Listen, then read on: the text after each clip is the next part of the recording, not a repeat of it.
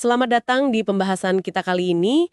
Anda udah berbagi nih sebuah wawancara yang mendalam ya dengan penulis Robert Greene.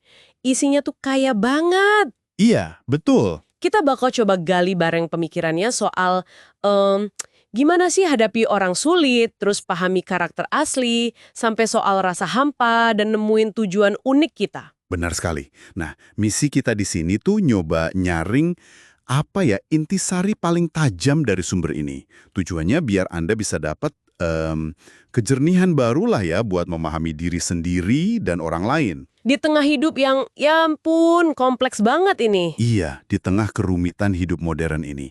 Kita fokus ke ide-ide kunci aja yang paling relevan buat Anda. Oke, menarik banget. Mari kita langsung masuk ya ke gagasan pertama Greene soal pentingnya menilai karakter.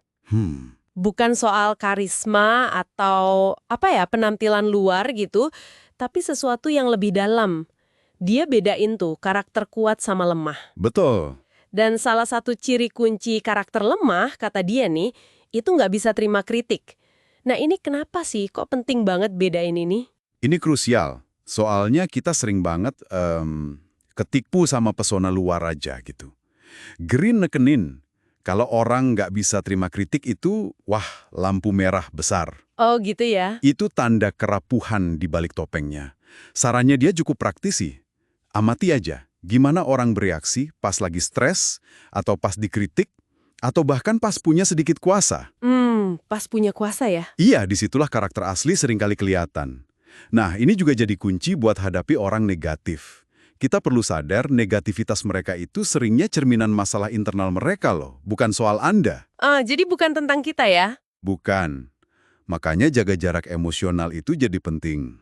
Jadi ini bukan cuma lihat reaksi sesaat, tapi lebih ke pola ya, pola saat di bawah tekanan gitu. Tepat. Greene juga spesifik banget ngingetin soal individu narsistik. Mereka yang mungkin awalnya wah memikat banget, tapi ternyata punya tendensi kumat buat manfaatin orang lain. Betul sekali. Fokus utamanya kan cuma ke diri sendiri. Jadi ya, waspada aja sama pesona yang rasanya kok terlalu bagus buat jadi kenyataan. Oke. Nah, ngomongin soal keratuhan internal tadi, ini nyambung nih ke poin Greene selanjutnya soal rasa hampa. Iya, rasa kosong itu ya. Dia bilang kekosongan batin ini bisa bikin kita jadi rentan gitu ya, tertarik sama hal-hal atau orang-orang negatif, kayak nyari pengisi dari luar. Greene sendiri ngelasan nemuin pengisi itu lewat kerjaannya sebagai penulis. Itu ngasih dia makna sama arah katanya. Iya, itu pengalaman dia. Tapi menariknya, ada pandangan lain juga kan soal kekosongan ini. Kayaknya sumber ini nyinggung perspektif Zen juga ya. Nah, iya bener. Itu gimana tuh? Nah, ini dia nih. Ada semacam tegangan yang menarik. Di satu sisi, Greene nyaranin isi kekosongan itu pakai tujuan yang kuat. Kerjaan bermakna tadi. Betul, tapi di sisi lain, filsafat Zen justru lihat kekosongan, tapi dalam arti ketiadaan ego yang kaku ya, itu malah sebagai sesuatu yang membebaskan, bahkan bisa jadi bentuk pencerahan. Wah, jadi beda banget ya maknanya. Iya, jadi mungkin intinya adalah kita perlu paham dulu, jenis kekosongan apa sih yang Anda rasakan? Apakah itu lubang yang emang butuh diisi makna dan tujuan, atau malah ruang batin yang justru perlu diterima aja dengan sadar? Wah, ini dalam nih memahami jenis kekosongan. Terus ada lagi ide Greene yang cukup radikal ya, yang terinspirasi dari Buddhisme. Oh iya, yang soal pikiran itu ya? Ya, bahwa pikiran kita, bahkan konsep diri kita ini, mungkin nggak senyata yang kita kira. Dia sampai nyebut pikiran itu kayak hantu. Gimana nih kita memahaminya secara praktis? Intinya sih, ada di kesadaran. Coba deh Anda pikirin. Rasa khawatir itu bisa kerasa nyata banget kan? Bisa nguasain mood Anda seharian. Iya banget. Padahal kejadian yang ditakutin belum tentu atau bahkan nggak akan terjadi. Nah, itulah maksudnya hantu. Pikiran itu punya pengaruh besar, tapi nggak punya substansi yang tetap. Oke. Kayak meditasi gitu, itu kan ngelatih kita ngamatin pikiran datang dan pergi, tanpa kita ke bawah hanyut di dalamnya. Anda jadi belajar kalau Anda itu sebenarnya bukan pikiran Anda.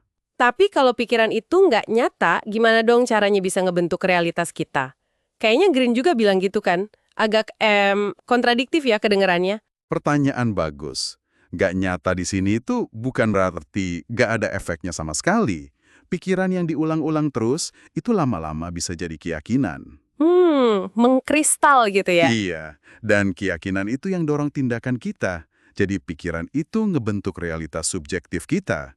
Nah, analogi Green soal ganti pakaian pikiran itu kuat banget. Oh, yang itu ya? Iya, kita tuh punya pilihan. Narasi internal mana sih yang mau kita pakai dan kita perkuat terus-menerus? Oke, jadi kita bisa milih pakaian pikiran kita. Nah, kalau gitu gimana caranya nemuin diri sejati di balik semua itu? Green kan nyaranin kita nanya terus tuh, ini minat atau keyakinan gue beneran gue, apa cuma gema dari orang tua, teman, atau budaya? Mm-mm. Proses nanya terus-menerus ini kayaknya bisa bikin bingung nggak sih? Tujuannya sebenarnya bukan buat bikin Anda jadi gamang, jadi nggak punya pegangan. Justru kebalikannya loh. Oh iya, gimana tuh? Dengan mempertanyakan lapisan-lapisan pengaruh luar itu, Anda tuh kayak lagi ngupas bawang, nyari intinya, inti unik Anda, panggilan jiwa Anda, passion sejati Anda. Ah, oke. Kayak Green yang sadar dari kecil, dia tuh emang penulis. Nah, nemuin inti ini justru ngasih fondasi yang kokoh, arah yang otentik, kayak nemuin gaya pakaian pikiran yang bener-bener pas buat Anda. Nemuin inti autentik ya. Ini penting banget kayaknya, apalagi pas kita dihadapkan sama persepsi publik. Green nyinggung soal ini juga kan? Iya betul. Gimana citra yang orang lain lihat di kita itu bisa beda banget sama kenyataan internal kita. Dan ini bisa jadi beban banget, rasanya kayak jadi penipu gitu. Persis. Nah, disinilah pentingnya kita terus balik ke jangkar internal tadi, ke otentisitas. Tapi otentisitas itu bukan berarti jadi sempurna tanpa celah loh ya. Oh, bukan berarti sempurna ya? Bukan. Green nekenin pertumbuhan itu siklus, bukan garis lurus sebelum sesudah. Kita mungkin belajar ngelola sifat kayak iri hati atau pikiran negatif jadi lebih baik. Tapi bukan berarti sifat itu bakal hilang total. Ah, jadi lebih ke mengelola ya, bukan menghilangkan. Betul.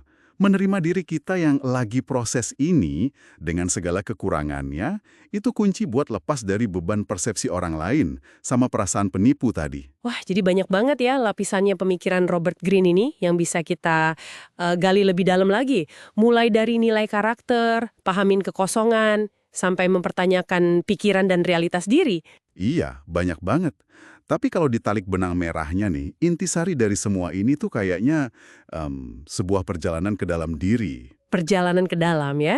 Iya, pakai pertanyaan kesadaran diri sama penerimaan sebagai kompasnya lah.